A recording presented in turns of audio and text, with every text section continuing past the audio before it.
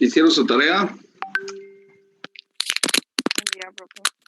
Sí, profe. ¿Hicieron su tarea? Sí, profe. Sí. Muy bien. Ok, vamos a empezar. ¿Quién quiere empezar? Déjenme. ¿Quién quiere empezar o cómo quedó? ¿Se pusieron de acuerdo? ¿Hicieron un cuadro los de Educación Especial México y otro cuadro los de Educación Especial Internacional o cómo le hicieron? Sí, así lo hicimos. Ok, ¿me podrían mostrar cómo quedó el cuadro de la Educación Especial en México?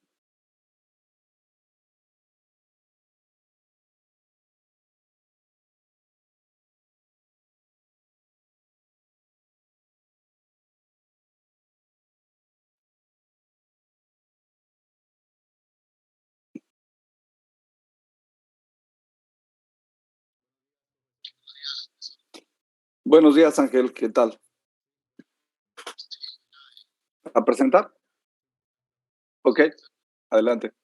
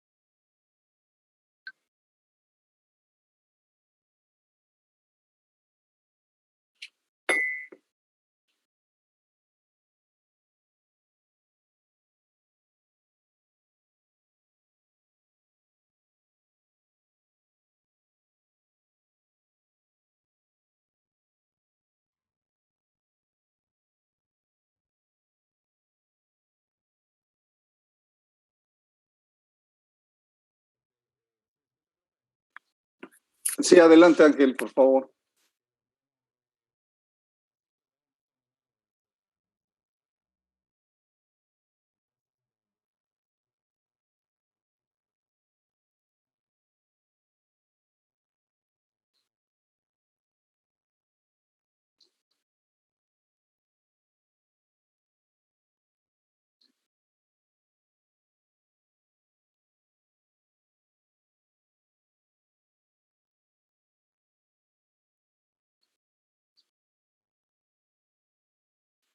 ¿De acuerdo?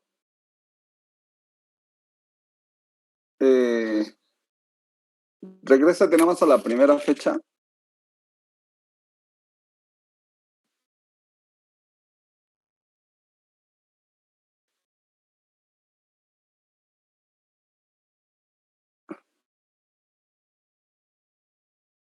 Por ahí en 1800, Escuela Nacional de Ciegos en 1800, ahorita déjame, te digo la fecha exacta, en la época del gobierno del señor Benito Juárez,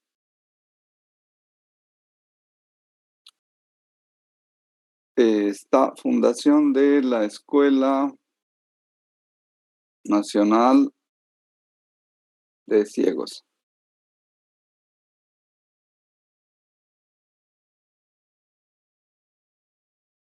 El 20 de septiembre del 870. Tendrías que ponerla ahí en el espacio en blanco o anotar esa fecha para agregarla. 20 de septiembre de 1870. 2009 de 1870. Esa es la Escuela Nacional de Ciegos. Sí. Se funda o se crea. Y está también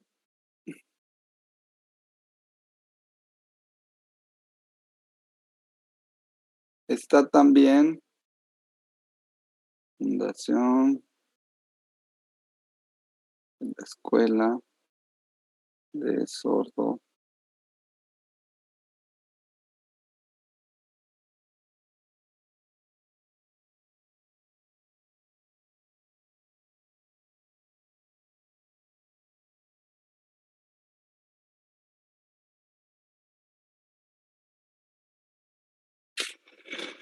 Bueno, es que, ¿sabes qué? A lo mejor un poquito antes está el 28 de noviembre del 67, o sea, 3 años antes, se fundó la Escuela Nacional de Sordomudos. Ahora ya no se dice así, pero antes se les decía sordomudos.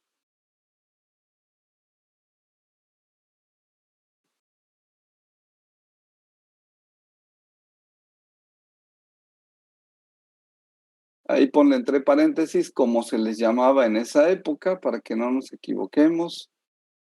Porque si tú le dices ahorita a un sordomudo, te la mienta, ¿eh? Hay que tener cuidado.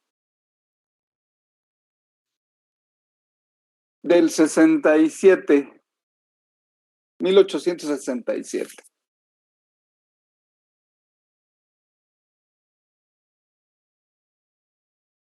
No, 1867. 8. O sea, 3 años. 3 años antes. Ya después estaría los niños con discapacidad o deficiencia mental.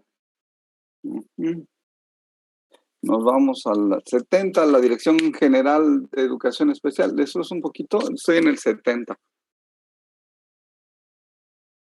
Es bien importante esta fecha porque, de hecho, en el 70, a partir de la Dirección General de Educación Especial, pues surgen una serie de avances a nivel Latinoamérica y Iberoamérica en México, a partir de la maestra Margarita Gómez Palacio, que crea esta teoría de las hipótesis de cómo se construía la lengua escrita en los niños, esto de presilábico, silábico, silábico alfabético y alfabético convencional, lo sale de esta dirección, de la líder de esta dirección, de la directora de esta dirección. Y bueno, tenemos también ahí que tanto el Distrito Federal, en aquel tiempo, ahora Ciudad de México, como Monterrey, que son ciudades industriales, y como Guadalajara, hicieron aportaciones muy grandes a a la teoría de la educación especial en México, a la atención de los niños con educación especial en México. Ha sido una lucha que nosotros hemos conocido muy poco.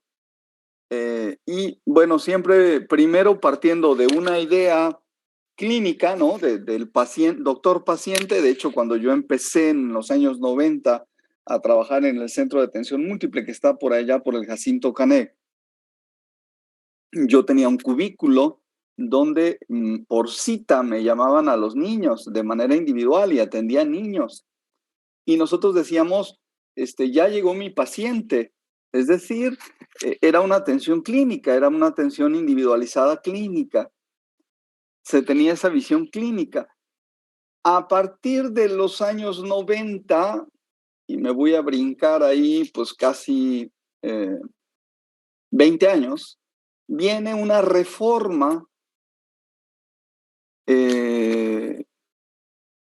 Antes se crearon primero los grupos integrados y eran los niños que pasaban de educación especial, los niños que pasaban de educación especial, que reprobaban, pasaban a grupo integrado, donde había grupo integrado y había grupo integrado primero, grupo integrado segundo, tercero, cuarto, quinto y sexto, ¿no? Es decir, iban en un grupo especial, toda su primaria. Aquí en Quintana Roo nada más había grupo integrado de primer grado, ya en segundo se integraban a la escuela regular, pero era dentro de la misma escuela en un grupo separado. Era una visión todavía, digamos, clínica, ¿no? Era de atender clínicamente a un paciente, no a un alumno. En el 93, con la reforma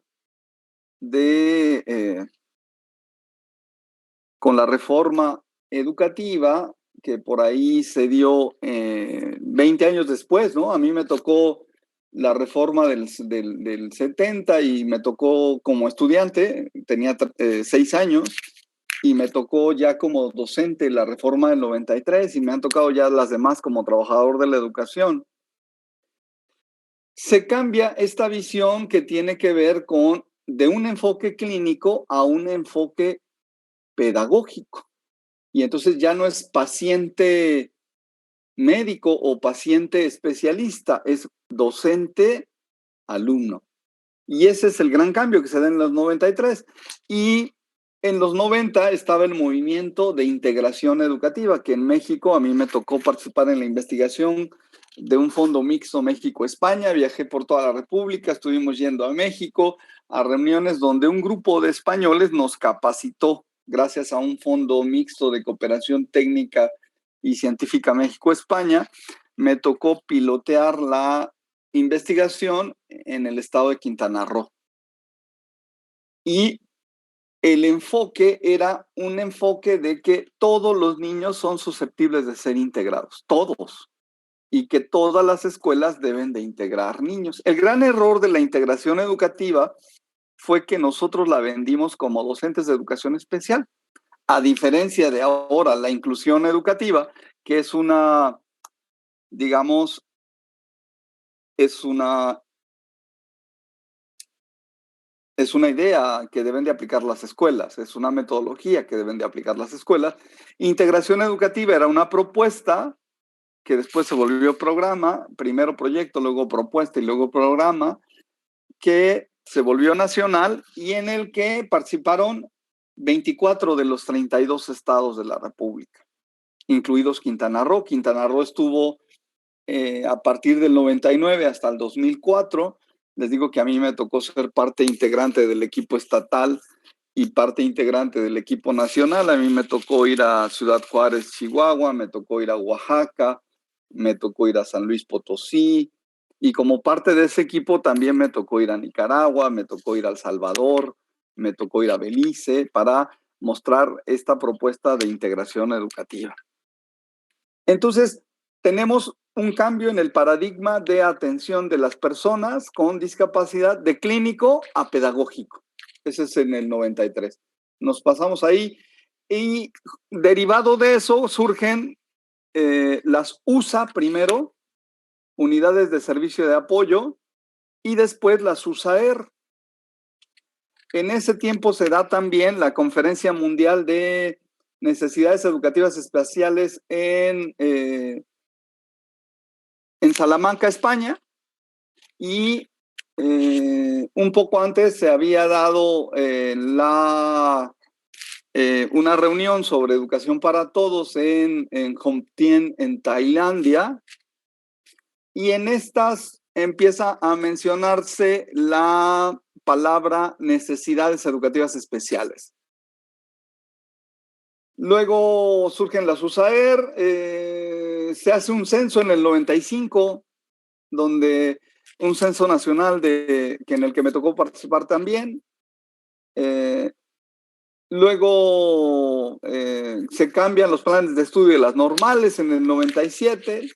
A mí me tocó ir a capacitar a algunas escuelas normales, especialmente a la de Bacalar, a los profesores y a los alumnos que iban egresando.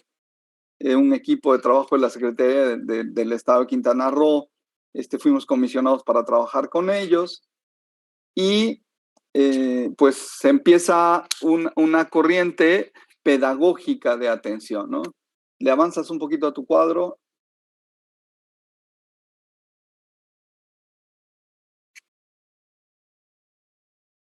Otro más. Esto ya lo...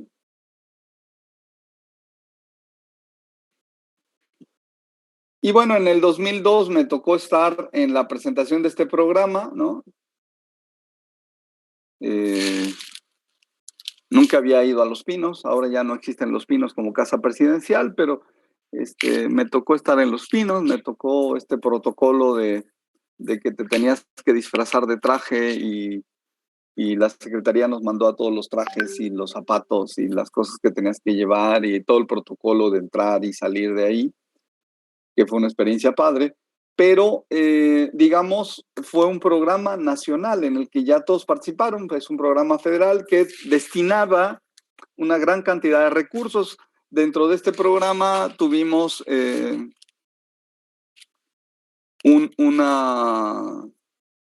un proyecto que se llamó Proyecto 4, donde se buscaba capacitar a la escuela y asignarle recursos, y cada escuela atendía alguna de las discapacidades que vamos a analizar y para las que hemos formado equipos, ¿no?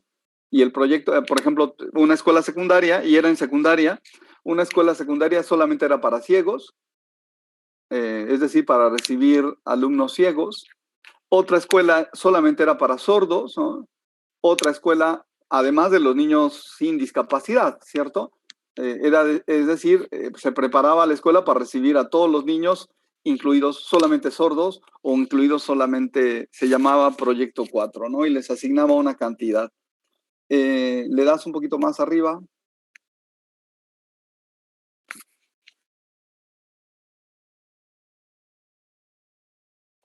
Ok. Aquí nos faltaría entonces el programa de inclusión y equidad, que es el actual, ¿no?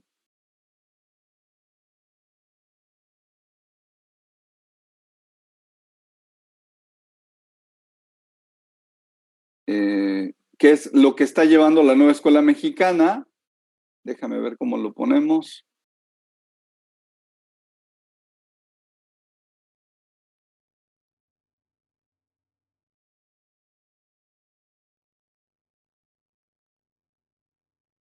Ahí está.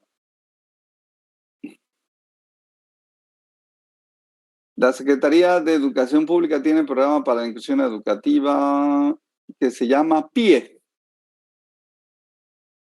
en el 2014.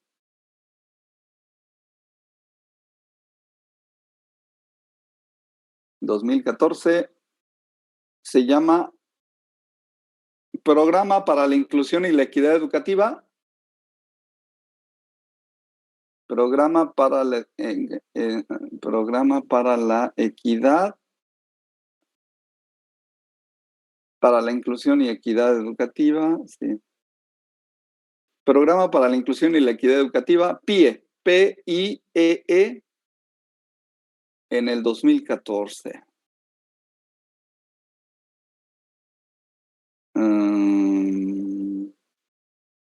Y se empieza en este documento, se empieza a hablar de barreras, le puedes poner ahí a un ladito, barreras para el aprendizaje y la participación.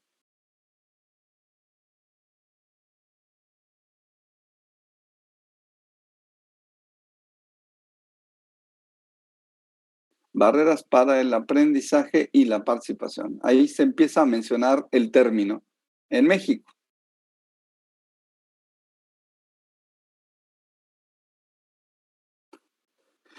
Y bueno, la gran diferencia entre necesidad educativa especial y VAP o BAP, ¿no?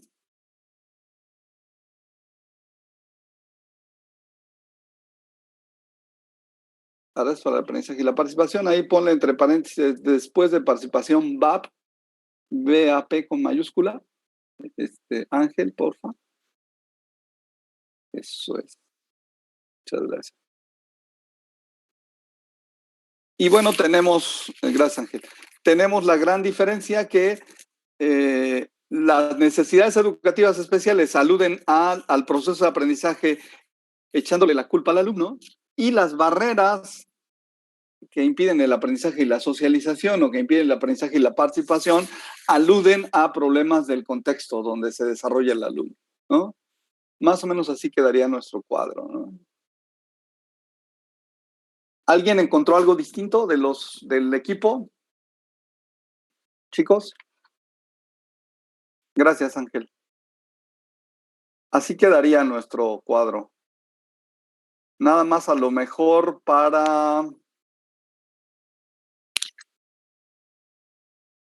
por cuestiones de pegar, si los otros no le pusieron imágenes, pues habría que suprimirle las imágenes para que quedara un cuadro de doble entrada. Pero bueno, por tranquilidad de ustedes, yo no tuve la computadora esta semana, se enviruló y me la entregaron hasta anoche. Entonces, todavía no está lista plataforma y se van a pegar 2 tareas, ¿no? Una va a vencer, creo que las 2 van a vencer el viernes que viene. Entonces, ya debe de estar, deben de juntar, ahorita vamos a ver el otro cuadro de educación especial internacional. Gracias, Ángel. ¿Alguien quiere comentar algo?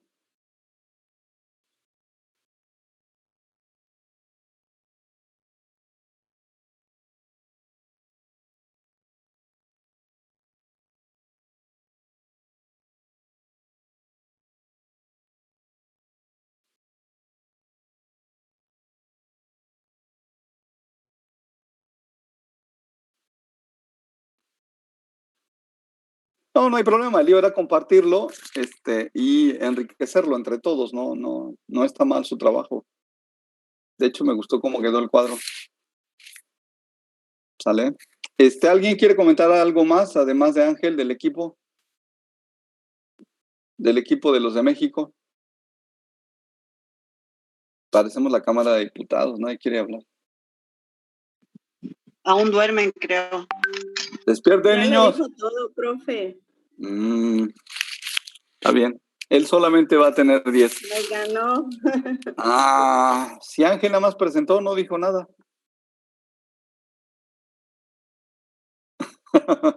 Ok.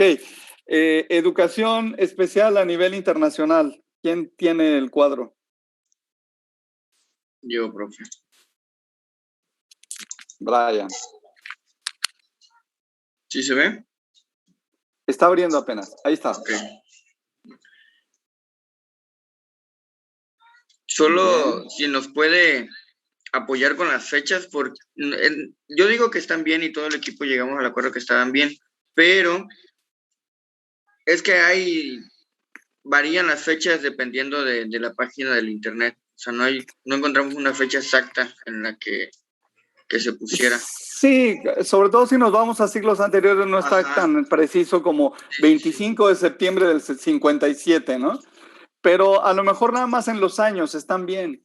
Por ejemplo, esta era de 1657 y luego encontramos otra de 1630 y así se va. Pero bueno. La didáctica magna de Juan Amos Comenio está bien. Empezamos. Ahí ya habla, Aquí le pusimos a la educación, perdón con la palabra de idiotas y estúpidos, porque pues así está. Así es la Tal cual. clasificación, está bien. Y en no su hay tiempo problema. estaban así. De ahí continuamos en 1746 con Pestalozzi, que trata la educación de los niños normales y anormales desde enfoques psicológicos.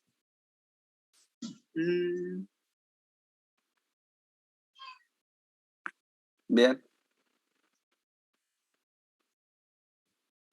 Aquí tenemos la primera escuela en París para sordos. Para sordos, fíjense. Pero por eso es tan importante calibrar. En 1867, si vieron el cuadro anterior de México, en México ya se estaba hablando de la educación para sordos. Y o sea, digamos, como 80 años después, ¿no? 70, 80 años después. Pero solamente en Europa se estaba hablando de los sordos. En América nadie estaba hablando, ni siquiera España, digamos, ¿no? O sea, los que llevaban la voz cantante eran los europeos en París, pero no, digamos, los españoles, que eran un pueblo más bélico, por eso se entiende esta situación, ¿no? No eran tan, pues a ellos los conquistaron los árabes y eran como un pueblo más bélico. A diferencia de los franceses, que son, pues siempre encontrarás como más cultura, ¿no? Como una idea más de cultura, pues estaban preocupados por otras cosas, ¿no? ¿Por qué tenemos ese avance en México? Pues porque muchos de nuestros grandes aristócratas mandaban a sus hijos a estudiar a Europa, ¿no? Y cuando regresaban, pues traían las ideas frescas, ¿no? Ahora, pues tú planteas una idea y gracias al internet y a las redes sociales, la idea se puede volver viral, ¿no? Inclusive la ciencia.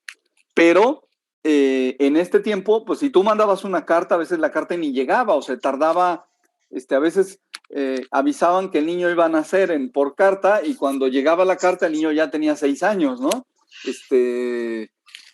Así de grave estaba la comunicación o no nos enterábamos de muchas cosas del otro lado del mundo. Ahora tú suspiras aquí en Cancún y lo escuchan hasta Rusia, ¿no? O sea, ya estamos tan influenciados por esta situación de la globalización y de las redes sociales que algo se puede hacer viral, ¿no? Pero muy bien. Luego 72, Esquirol. La diferencia entre retraso mental y enfermedad mental, que esta de Esquirol prevalece hasta nuestros días, ¿eh? Y él diferencia la situación de que la discapacidad intelectual se refiere a procesos cognitivos y la enfermedad mental, que ahora conocemos como discapacidad mental, se refiere a trastornos psiquiátricos, es decir, de la mente.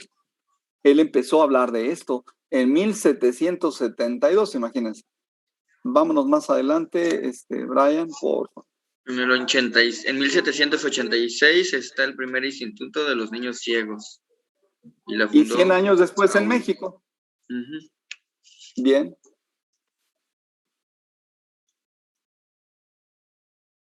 ITAR.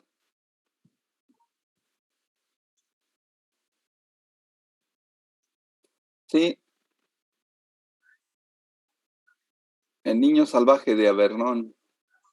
Prohíbe la educación de niños normales y anormales desde enfoques psicológicos. Vean, ahí ya empiezan a hablar de normalidad y anormalidad entre 1800. Ya estábamos en México hablando de discapacidad.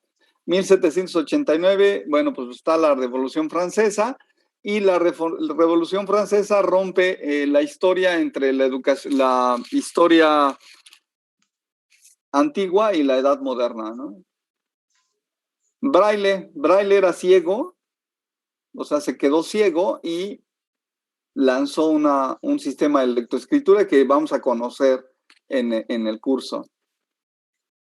Y ese está hasta la fecha, ¿verdad? Hoy en día. Sí, es hasta la fecha. Pero hay braille para la música, hay notaciones matemáticas, o sea, es un lenguaje, sí es universal. ¿no? Porque con base en 6 puntitos, ¿no? Y unas como 200 y feria de caracteres, él logra hacer este lenguaje, ¿no? Entonces, tú puedes escribir música en braille, puedes escribir en cualquier idioma en braille, o puedes escribir notaciones y fórmulas matemáticas en braille. Es increíble, ¿no? Pero bueno.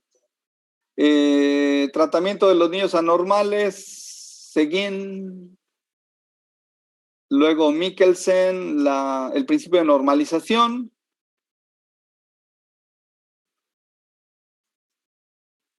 Este principio de normalización es bien importante porque prevalece hasta nuestros días el concepto como tal, así como lo planteó este señor en 1969. El concepto de normalización prevalece hasta nuestra fecha, aún en documentos oficiales en México. Es bien importante eso. Se crea el principio de sectorización, ese también se alude, ¿no? De que el niño vaya a su escuela más cercana. El principio de normalización a partir del plan de educación especial, bueno, bien, en España. Adelante. De estas dos no encontramos imágenes. No se preocupen.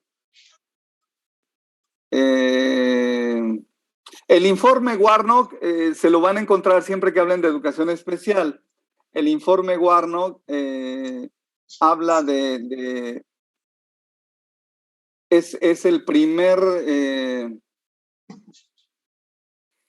el primer acercamiento de una educación para todos, donde se habla del derecho a la educación y donde se habla de que todos tenemos que ir a la misma escuela.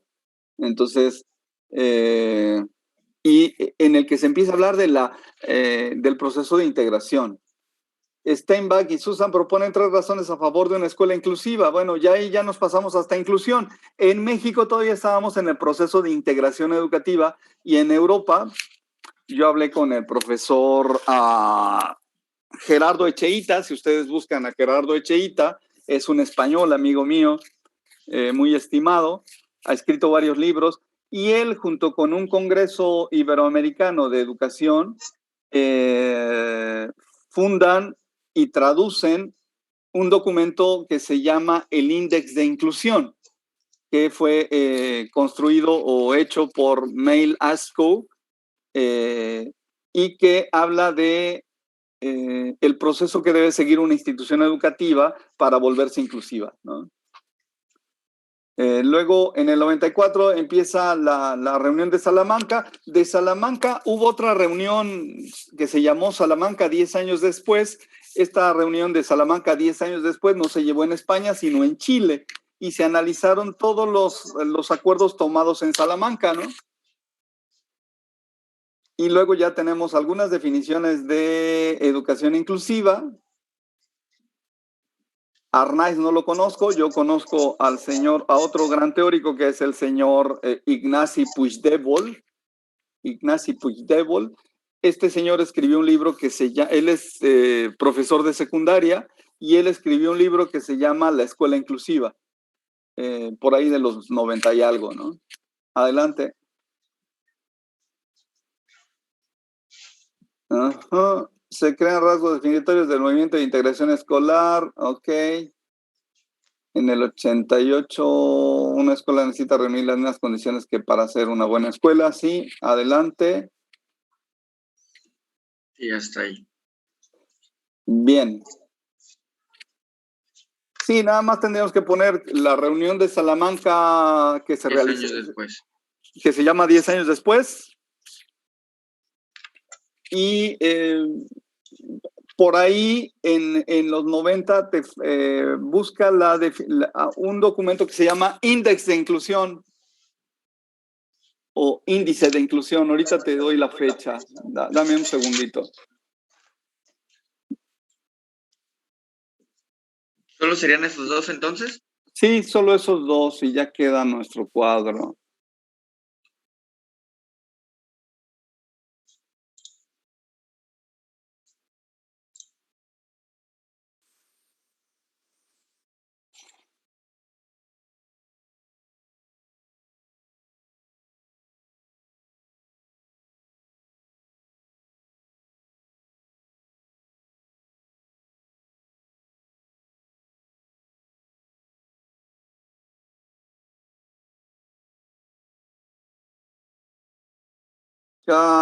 cuando se presentó.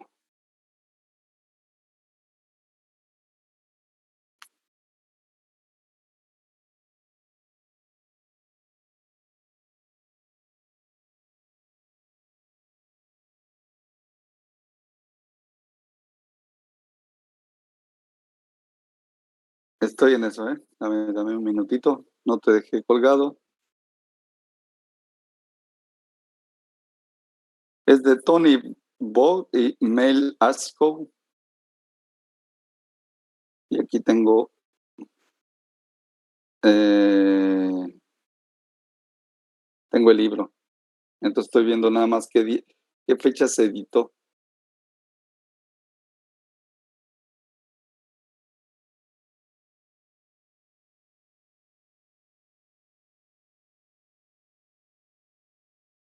En el 2000.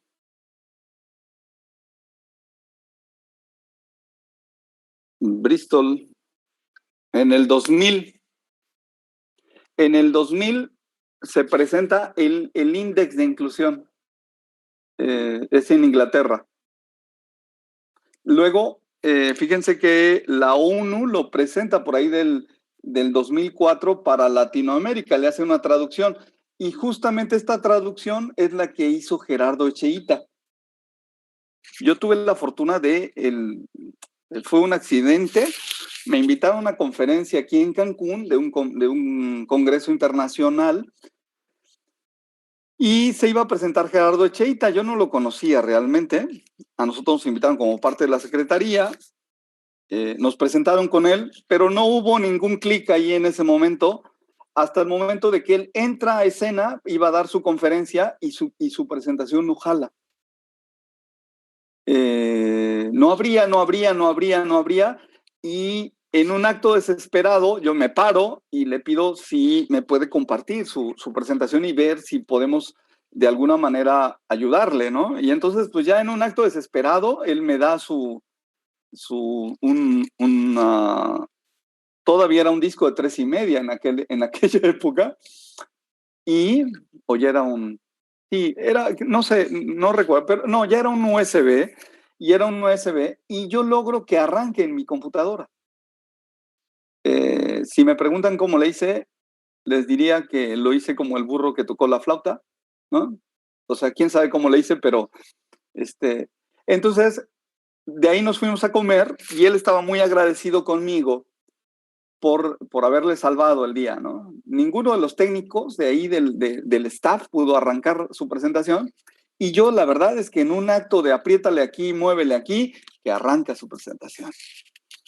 Entonces me amó y se hizo una amistad que mantenemos hasta la fecha, o sea, casi 20 años después, ¿no? Y él me mandó, cuando hicieron la traducción para Latinoamérica, el índice de inclusión al español, y me hizo firmar una responsiva de que no lo iba a compartir con nadie, a menos de que fuera como cuestión científica o que no iba a sacar ventaja de él. Es más, pues yo siempre comparto todo mi material y todas las cosas sin un peso, ¿no?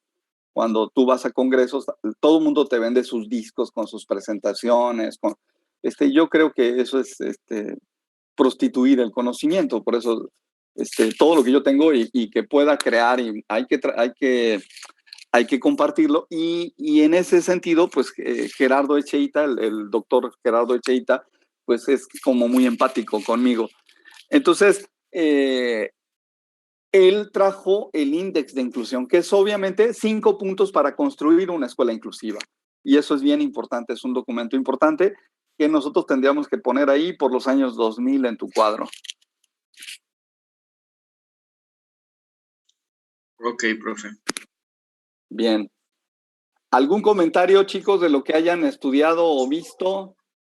Hablen ahora o callen para siempre. Para que ya empecemos la clase.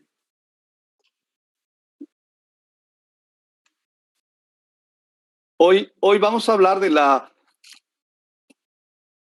ya vimos como todos los antecedentes de la educación especial, Les compartí un libro de la historia de la educación especial, por si alguien, pero también les compartí anoche un chorro de materiales. Ya anoche tuve mi computadora entre mis manos otra vez y obviamente pues ya me sentí completo de nuevo, ¿no?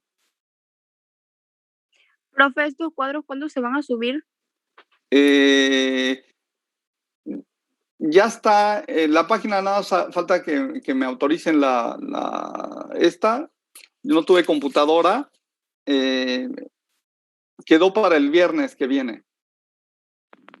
Las dos tareas, la de esta semana y la otra vencen el próximo viernes. Pero esta ya la van a tener. Lo único que tendrían que hacer es juntar los dos cuadros y el que hicieron los dos grupos lo tienen que subir juntos de manera individual. ¿No? Juntan los dos cuadros y aunque sea el mismo, ustedes lo suben. O sea, finalmente es un trabajo de todos, ¿no? Nada más que hay que subirlo individual, ¿vale?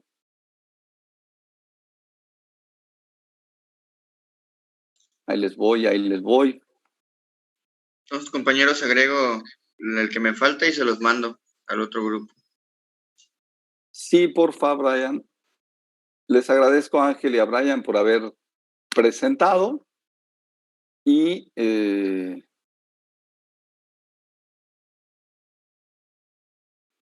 pues bueno, vamos a abrir.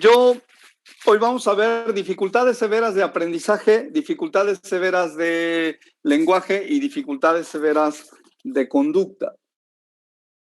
Quiero empezar con una idea que yo tengo y que he defendido muchísimo, que yo creo que yo tengo la teoría y llevo 28 años en educación especial y 30 ya trabajando como educador, de que muchas de las dificultades de aprendizaje o en el aprendizaje tienen que ver con dificultades en la comprensión del lenguaje.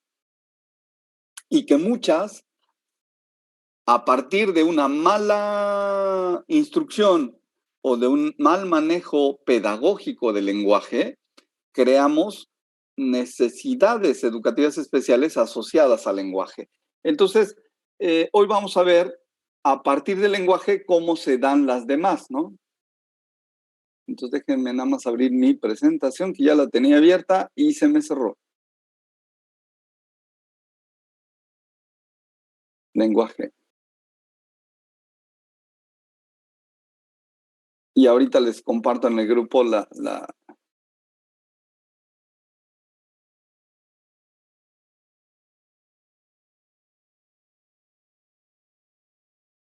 a ver si puedo compartir pantalla. Oye, ¿por qué no puedo compartir? No me aparece en mi... Si no lo No me deja, aparece. mándelo y lo compartimos nosotros, profe. Ahí voy. Dame un minutito a ver si es alguna cosa que estoy haciendo mal aquí. Se supone que ya lo tengo abierto en mi escritorio, ¿verdad? Ahora, ¿por qué desaparece?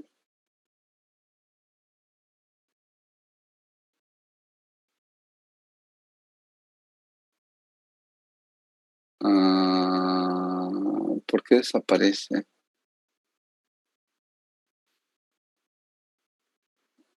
Ahí voy. Si no, ahorita se los mando a alguien. Déjenme. Es que me borraron algunos programas y creo que es mi computadora la que no abre la presentación. La voy a abrir tantito a ver si la logro. Ahí está.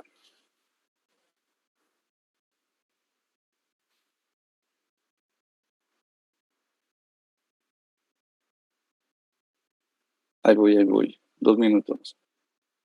Ya si no, se los mando.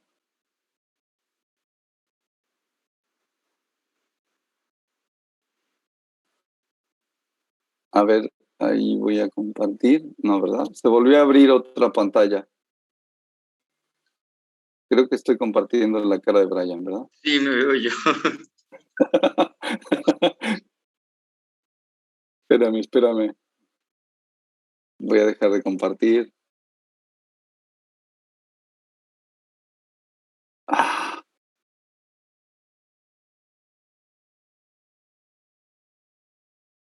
¿Y por qué no está en mi...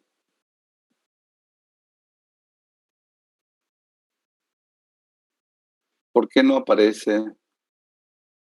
Ah, lo voy a mandar al grupo para que alguien me haga la balona, ¿ok? Ahí voy.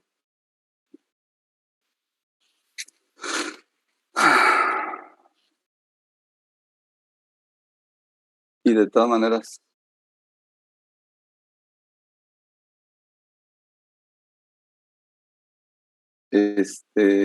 a ver, ahí voy. Educación,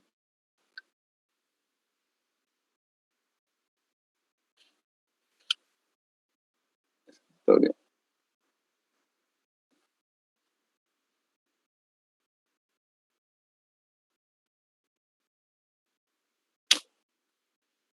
Presentaciones, ahí está. Lenguaje.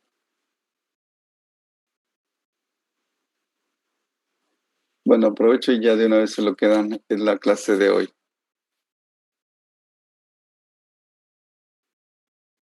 ¿Ya les llegó?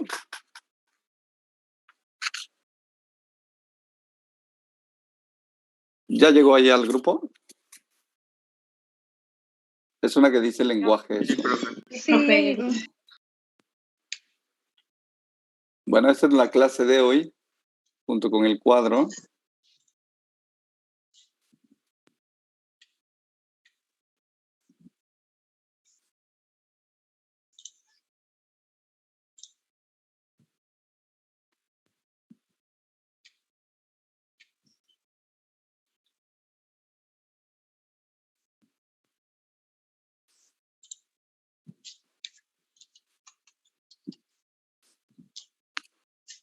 A ver si alguien nos hace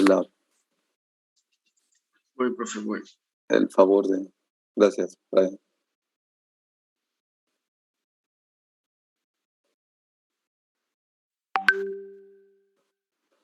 Ok.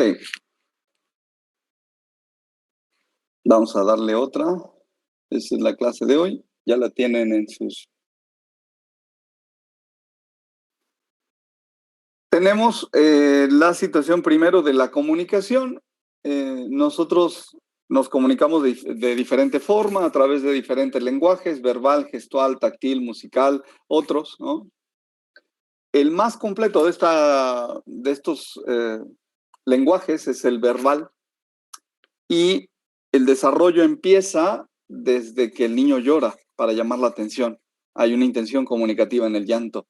El llanto primero es, digamos, una forma de expresar, y después se va enriqueciendo conforme los contactos sociales del niño y conforme también a la maduración del sistema nervioso central, que va permitiendo niveles cada vez más superiores de pensamiento.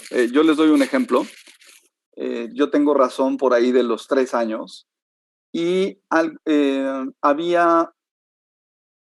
hagan de cuenta que había como de estas exhibiciones de lucha libre callejera donde ponían un ring en las colonias. Yo vivía en una colonia popular en Orizaba, Veracruz, y iban luchadores, ¿no? En esa época, en mi época de niño, estaba muy de moda las películas de luchadores, El Santo contra los vampiros, etcétera, etcétera, ¿no? Esto del cine nacional del Santo, que fue, pues es un clásico, ¿no? Es el único héroe nacional, ¿no? Pero imagínense mi nivel de pensamiento caminando un día con mi padre. Le pido que me lea uno de los, digamos, de las cosas que pegaban, de la información que pegaban en los postes, ¿no? Que era como la publicidad que pegaban en los postes de las luchas. Y entonces iba a haber una ahí en nuestra colonia, y como atractivo principal era un luchador que, bueno, pues yo no lo conocía, y que se llamaba el Gran Mario. Entonces el Gran Mario iba a luchar. Entonces, en mi espíritu de niño de 3 años, yo tenía la idea de que yo iba a luchar, ¿no? Porque yo tenía entendido en mi comprensión del lenguaje que pues yo me llamaba Mario, ¿no? pero mi nivel de madurez no entendía que había otros Marios además, ¿no? Este lenguaje, esta idea egocéntrica de pensar que tú eres el centro del mundo, que la tenemos como a esa edad, entre los 3 y los 4 años, yo le decía a mi mamá, y entré como en angustia, porque yo decía, híjole, voy a luchar y no me han comprado mi máscara, ¿no? Voy a luchar y todavía no tengo mi capa, o voy a luchar y no he entrenado, ¿no? Me van a pegar, ¿no? Y no sé luchar además, voy a luchar y no sé luchar, ¿no? Ya después lo entendí, pero este lenguaje verbal va conectado al desarrollo cognitivo. Entonces, por eso es tan importante trabajar en la estimulación sensorial de los procesos cognitivos, la memoria, la atención, la comprensión, etcétera, etcétera, ¿no? El análisis, la síntesis. ¿Le das otra ahí, Brian, por favor? El lenguaje es una habilidad, ¿no? El lenguaje es una habilidad. Y aquí haría yo una diferenciación entre habilidad y destreza. La habilidad es cognitiva y la destreza es motora. Cuando tú juntas habilidad y destreza, tienes una competencia. Hablando del enfoque por competencias, ¿no? Les doy un ejemplo. Yo sé explicarles precisamente cómo se hace un pastel, pero no sé hacer un pastel.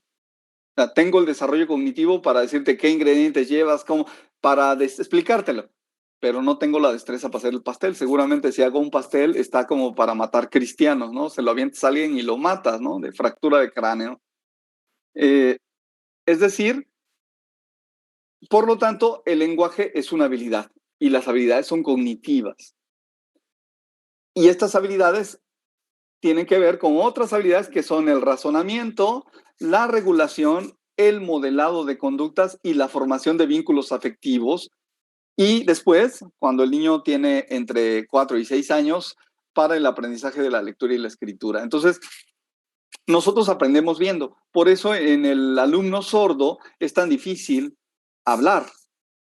Por eso ya no es sordomudo, porque el aparato fonoarticulador está completo. El lío es que no tiene una referencia auditiva de cómo se escucha mamá, por ejemplo. Entonces, tú dices, a ver, di mamá, y él no te escucha, ¿cómo la va a repetir, no? Y cuando aprenden, pues regularmente su voz es como nasal, ¿no? Entonces, él te diría así como mamá, ¿no? No tiene una modulación. Nosotros podemos hacer esta diferenciación del tono de la voz, ¿no? Jugar con el grave o con el agudo, ¿no? Como el niño aquel que le está cambiando la voz y llega a decir, me da unos cigarros y unos cerillos, ¿no? Y entonces le dice, bueno, aquí están los cigarros y ¿dónde está el niño de los cerillos, ¿no? Nosotros tenemos esta posibilidad. ¿Le das otra, por favor? Y aquí tenemos algunas definiciones importantes hablando del lenguaje. El fonema, pues son las unidades sonoras individuales, ¿no? La M, la M, la S, ¿no? Y los morfemas son las uniones, estas sílabas ya, ¿no? Sa, se, si, so, su, ma, me, mi, mo, mu. El léxico son las palabras de una lengua en particular, por eso cuando tú hablabas feo decían tienes que mejorar tu léxico, tienes que mejorar tu forma de hablar, ¿no? Cuando tú dices, ¿qué onda, hijo? ¿Qué onda, no? ¿Qué visteces, no? O sea, tienes que mejorar tu léxico. La sintaxis tiene que ver, es también llamada gramática.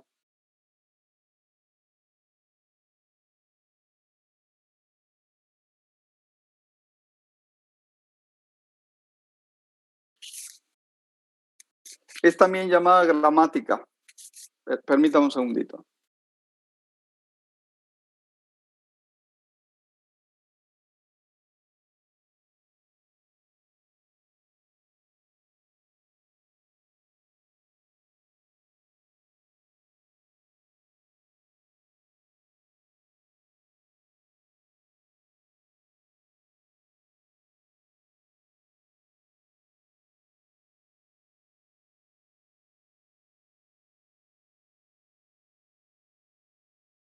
Un segundito.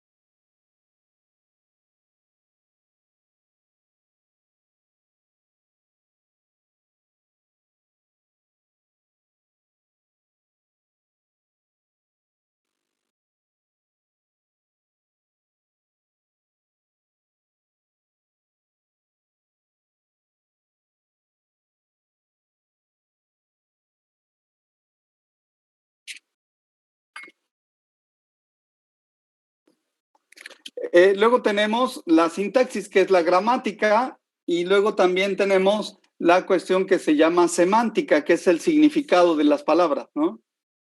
Y el discurso, que es un conjunto de oraciones que se pueden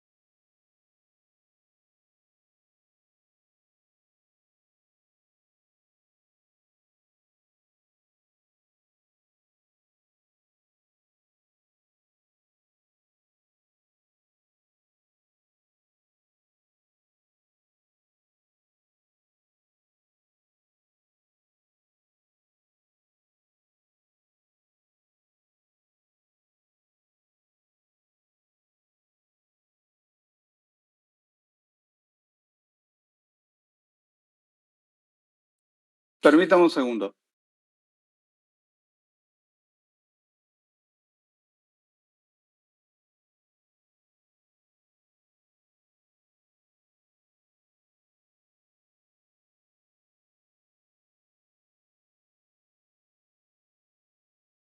Entonación vocal, que puede modificar el significado, el discurso, la semántica, que es el significado, la sintaxis, que también se le llama gramática, y estos son definiciones importantes. ¿Le das una más, por favor?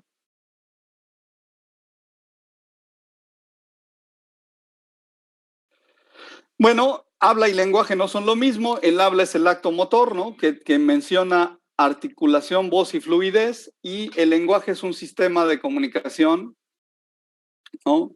Que ya veíamos que puede ser verbal, gestual, kinestésico, etcétera, etcétera, pero en el caso del lenguaje verbal, tiene un código de señales sonoras, que son los fonemas, que se combinan para producir palabras y luego se hacen un número infinito de frases, ¿no?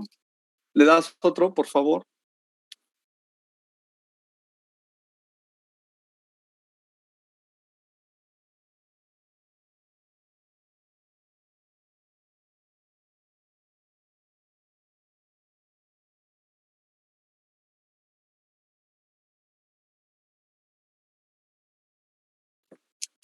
Luego tenemos que el lenguaje sigue un proceso evolutivo, ¿no? Que va desde el nacimiento hasta la edad del cierre fonológico y que va en la emisión de las primeras palabras, ¿no? Y que primero pasa de un lenguaje con una sola palabra a ir creciendo hasta llegar a un lenguaje de más de 3,000 palabras, ¿no? Tiene un proceso evolutivo que va ligado a lo cognitivo, y el cierre fonológico se da por ahí de los 7 años. ¿Le das otro? Y bueno, ahí tenemos las fases.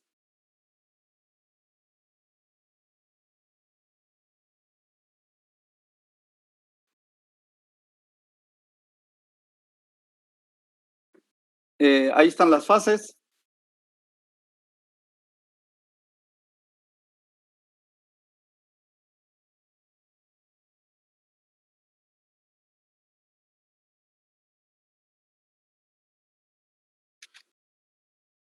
Ahí están las fases de los 0 a los 12 meses, la etapa prelingüística.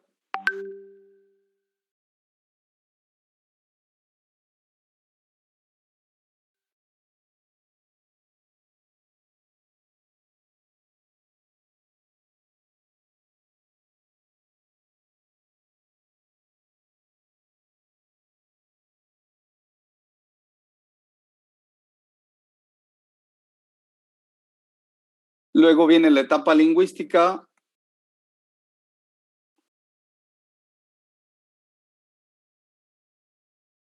y luego viene el proceso de que pasan desde el grito, gorgojeo y el llanto hasta los monosílabos.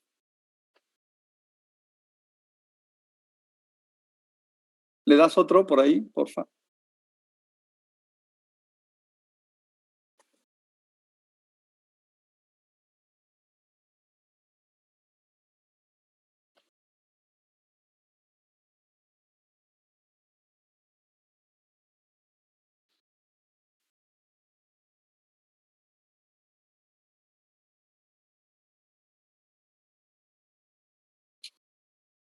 Luego viene la etapa de la expansión sintáctica que va de los 6 años, luego de los 3 a los 5 años, luego a la segunda expansión sintáctica a los 6 años, ¿no?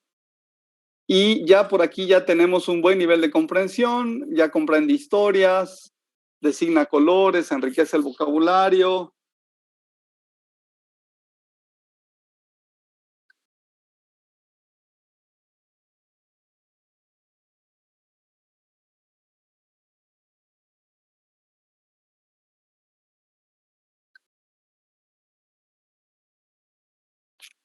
Ok.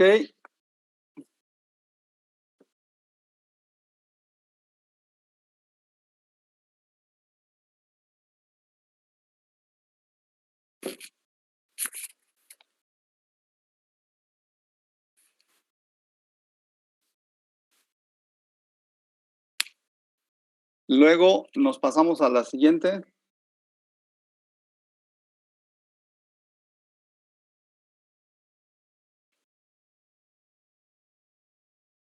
Tenemos la comunicación verbal y paraverbal, no verbal. La oral y escrita en cuanto a la verbal, la paraverbal, la fónica y la gráfica, y la no verbal, todas estas expresiones que tienen que ver con expresiones faciales, gestos corporales, la cuestión proxémica y la cuestión cinética. ¿Alguna duda hasta aquí, chicos? No, profe. Ok. ¿Le das otra por ahí, Brian? Porfa.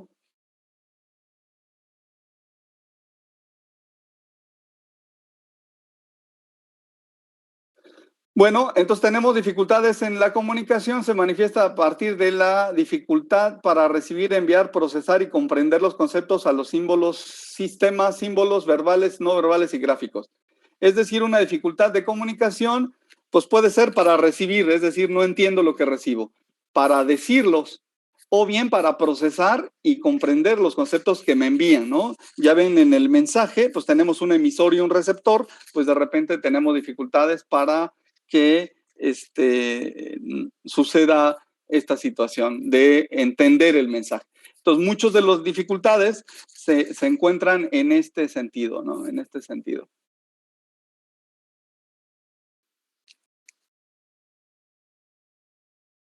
¿Le das otra, por favor? ¿Y quién se encarga de esto? Pues se encarga un fonoaudiólogo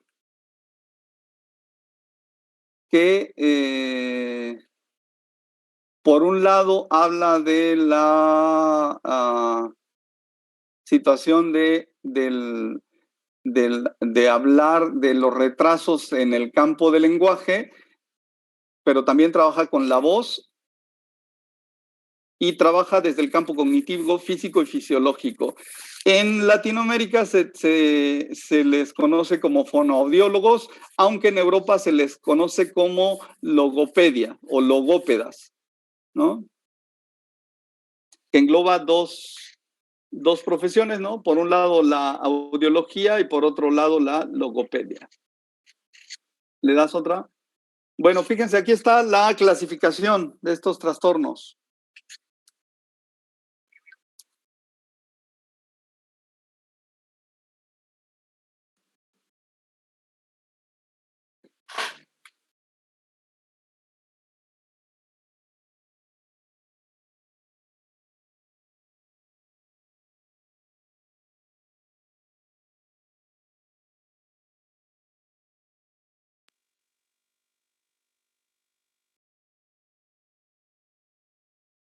A ver, pero...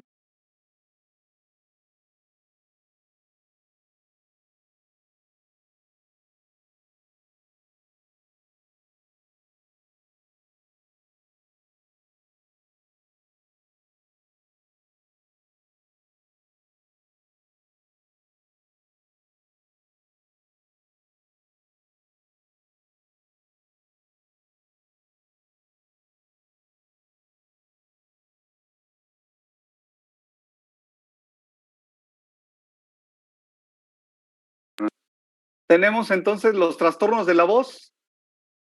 Sí, sí se ve hasta arriba. A ver, podemos hacer más chiquita la... Sí, se ven. Hasta arriba que dice uno...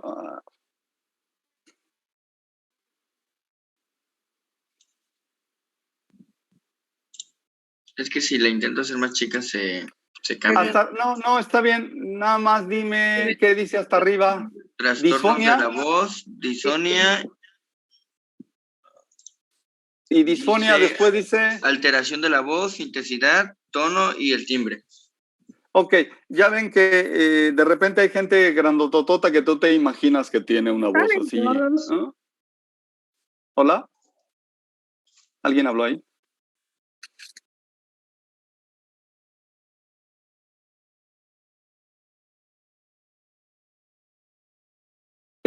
Y tenemos la afonia, que es cuando te quedas afónico por estar gritando. Luego tenemos las dislalias, que son alteraciones de los fonemas, ¿no? Hay dislalia evolutiva cuando el niño está mejorando. Luego hay la dislalia audiógena, que es por problemas auditivos, y la dislalia funcional, que puede ser por alguna malformación en los dientitos o en la lengua o labio paladar hendido o algunas cosas así. La disartia, que es la incapacidad de producir algunos sonidos. Tengo una niña que no puede pronunciar la letra E.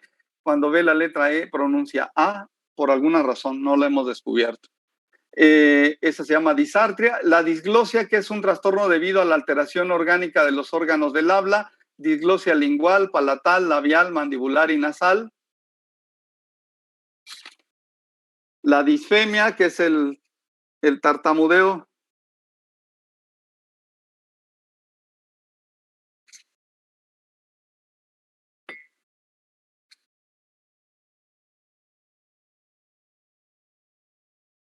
El tartamudeo, que es la disfemia, que es una alteración de la fluidez verbal.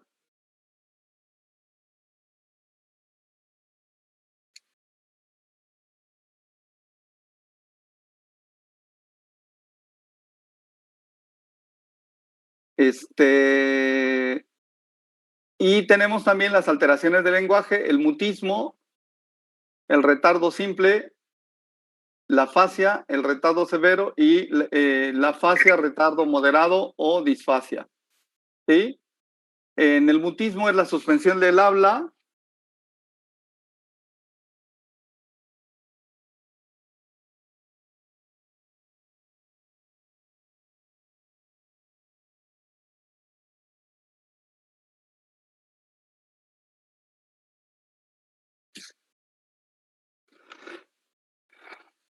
Y también tenemos la afasia, retardo severo y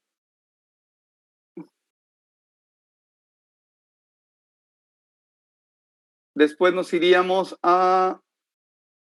hay afasia expresiva, que hay un daño a nivel del cerebro en el área de Broca, o la afasia receptiva, que hay un daño en el área de Wernicke en el cerebro, o una afasia de construcción o una afasia global.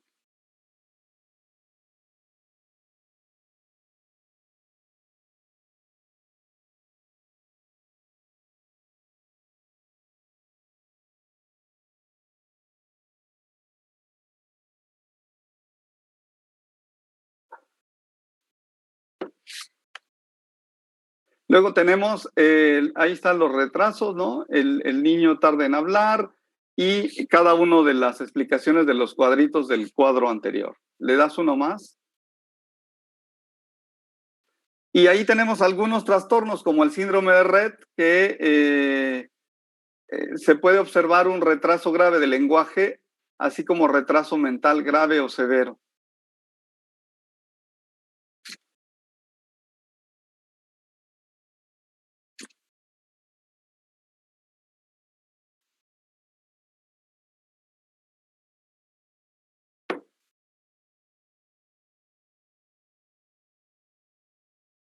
Y también tenemos la pérdida de capacidades, que es por lo general persistencia y que tiene que ver con la disfemia, ¿no? Que es el tartamudeo.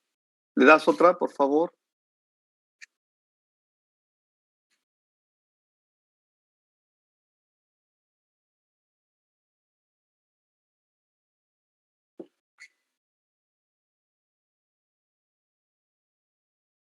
Luego tenemos la disartria, que es el trastorno que ya estaba explicado allá. Confundir vaca por faca, ¿no? Era lo que yo les decía. Adelante. La dislalia, que son alteraciones en la articulación de los fonemas, ¿no? Sobre todo, el más común es el de la R, ¿no? Que dicen pego en lugar de perro. Y ahí hay un factor hereditario muy fuerte, ¿no? Adelante. El tartamudeo, que es la alteración en la fluidez y la organización temporal del habla.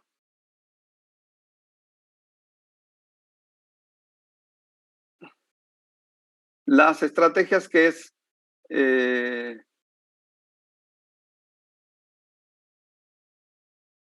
evitar burlas, ¿no? Alejarse de las actitudes sobreprotectoras, eludir cualquier presión sobre el habla, sobre todo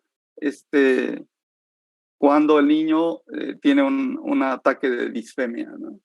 ¿Le da otro, por favor, Brian? La afasia, que es la pérdida adquirida de las habilidades lingüísticas, ¿no? Se caracteriza por errores en la producción, fallos en la comprensión y dificultades para hallar palabras.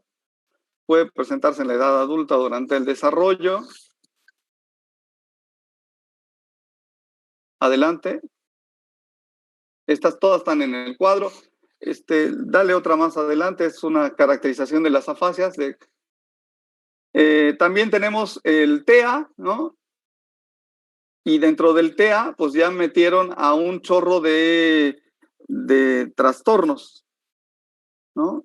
Antes estaba el TGD como aparte, pero ahora ya metieron al Asperger, al de Red, al desintegrativo infantil y al del desarrollo no especificado.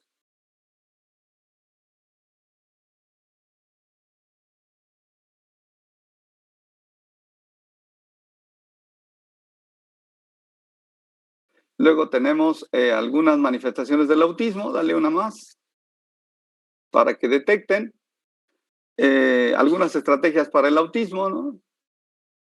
Ellos son muy estructurados y el autismo tiene dos características o dos divisiones, que una es el autismo y otra es el Asperger, aunque dentro de los TEA ya metieron a muchas más trastornos que antes no estaban contemplados.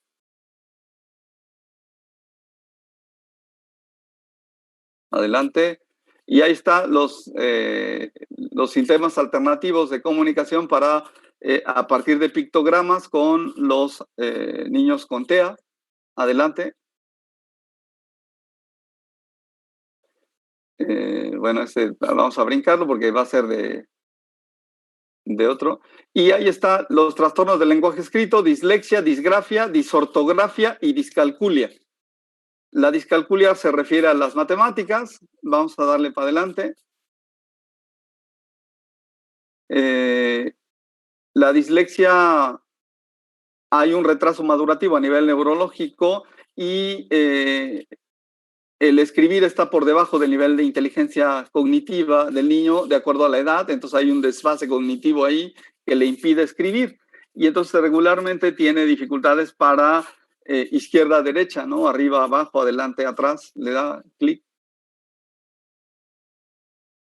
Los niños confunden las letras parecidas, la B con la D, la P con la Q, la M con la N, invierten las letras, cambian las sílabas o añaden letras, presentan deficiencias en la ortografía y presentan problemas para comprender el significado de la información que reciben a través de la lectura. Dislexia.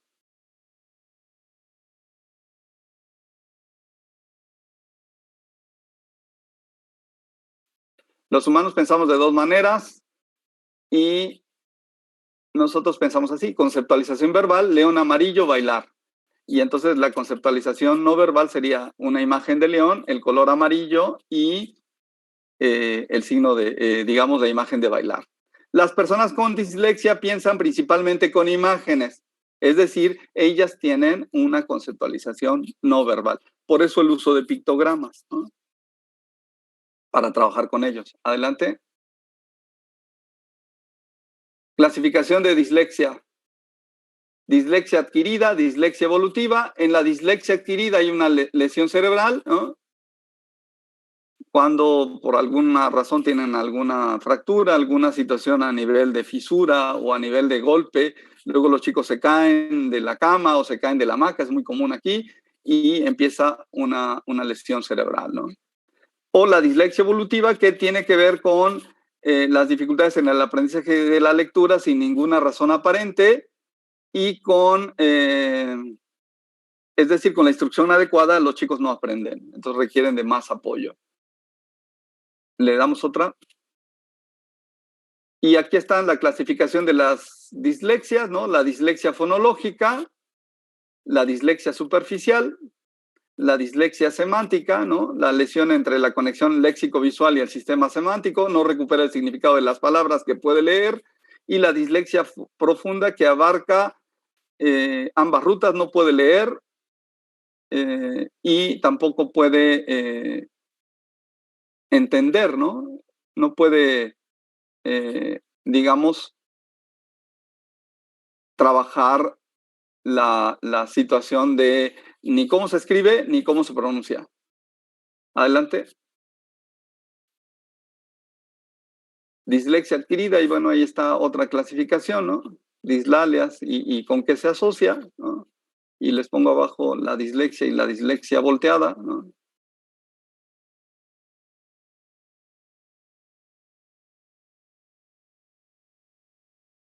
Adelante.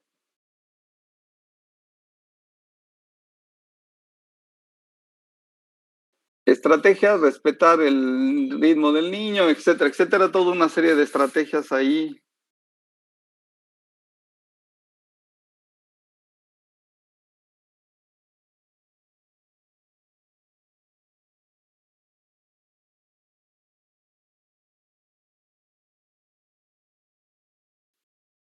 Respetar el ritmo adecuado del niño, ser comprensivo, hacer observaciones, hacerle saber que se interesan por el niño, ¿no? Eso es la dislexia.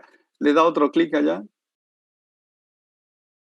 La disgrafia, ¿no? Contaminación, casas por casas, disociación, zapato por zapato, rotación, B por D, U por N, P por Q, L por T, inversión, la por al, los por sol, omisión, maeto por maestro, agregado, chupepete por chupete, confusión, podoto por otro o por poroto.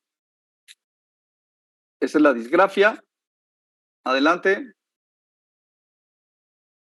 Disgrafia puede ser originada por tensión muscular, falta de tensión suficiente o va acompañada de dificultades en la percepción visual y en la orientación espacial, ¿no? Adelante. Problemas típicos en la escritura, sujeta el lápiz en forma incómoda, lo aprieta, no puede escribir el papel sin líneas, es decir, no respeta los márgenes, no escribe letras al revés, escribe letras al revés, mezcla las minúsculas con mayúsculas, no recuerda bien la forma de las letras, escribe por encima o por debajo del renglón, el tamaño de la letra es irregular, el proceso de escritura es muy lento, borra mucho y vuelve a escribir una y otra vez.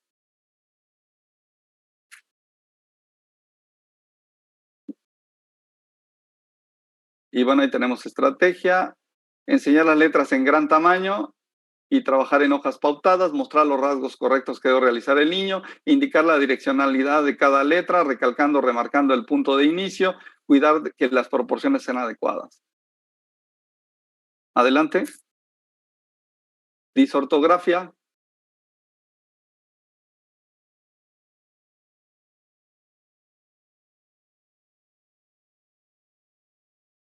conjunto de errores que afectan la escritura, trastorno que se manifiesta en la dificultad para escribir las palabras de manera ortográficamente adecuada. La disortografía se diferencia de la disgrafia en que los errores que la definen en ningún caso son de tipo grafomotor. ¿Le das? ¿Le das otro clic? La discalculia se llama también dificultades en el aprendizaje de las matemáticas y tiene que ver con el equivalente a la dislexia, nada más que se trata de la dificultad para comprender y realizar cálculos matemáticos. Entonces, vean de dónde sale desde el lenguaje, luego partimos a dificultades como la dislexia y luego dificultades como la discalculia. Por eso es tan importante digamos, la caracterización del niño de cuáles son sus potencialidades y sus áreas de oportunidad. ¿Le das otro clic por allá? Y tenemos ahí trastornos del lenguaje.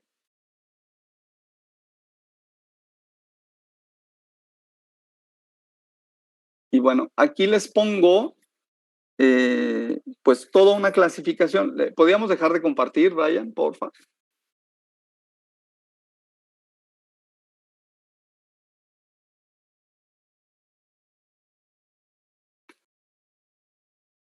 Aquí les pongo, ¿podrían poner sus cámaras para que les vea? ¿Cómo cambio mi? Nada más me veo yo y a Michelle.